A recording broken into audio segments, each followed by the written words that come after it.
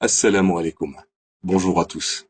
Aujourd'hui, je me permets de publier une vidéo sur un sujet qui concerne toute la communauté musulmane. Ce sujet concerne les boissons de la marque Coca-Cola Company. Alors je parle bien évidemment de Coca-Cola, Fanta, Sprite et toutes les autres boissons de la compagnie. Disons-le sans détour, dans le Coca, il y a de l'alcool. Et ce n'est pas une information étendue par un frère qui l'a entendu par un frère, qui l'a entendu d'un cher, qui lui-même la tient d'un autre cher, ami d'un scientifique qui travaille dans une société en étroite collaboration avec la firme Coca-Cola. Non, l'information vient directement du service consommateur de Coca-Cola.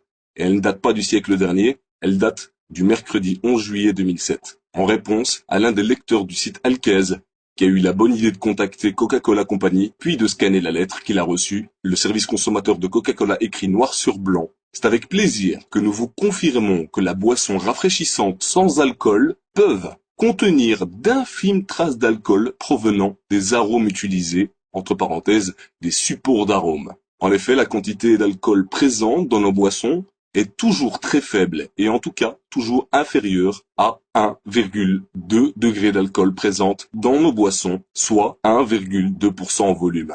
Seuil réglementaire pour les boissons sans alcool. Coca-Cola et les boissons de la même marque Fanta, Sprite contiennent de l'alcool ou peuvent contenir de l'alcool. Et même si le service client s'efforce de minimiser les choses en parlant de traces infimes, il avance un chiffre qui rend impossible toute objection. La quantité d'alcool peut atteindre 1,2% en volume. Autrement dit, une bouteille de Coca-Cola de 1,5 litre peut contenir jusqu'à 1,8 centilitres d'alcool. Vous vous imaginez?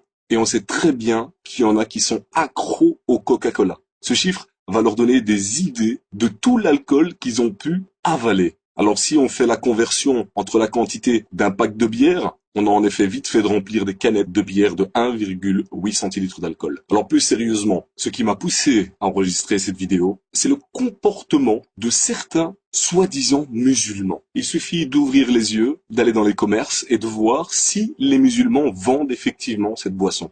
Et comme le disait un ami dans une autre vidéo, quand vous allez au supermarché, ouvrez les yeux, regardez, la communauté musulmane ne boit que du Coca-Cola. Et alors ce qui est le plus important, c'est que quand vous allez dans une mosquée, qu'est-ce qu'on vous sert? Du Fanta et du Coca-Cola au sein de la mosquée.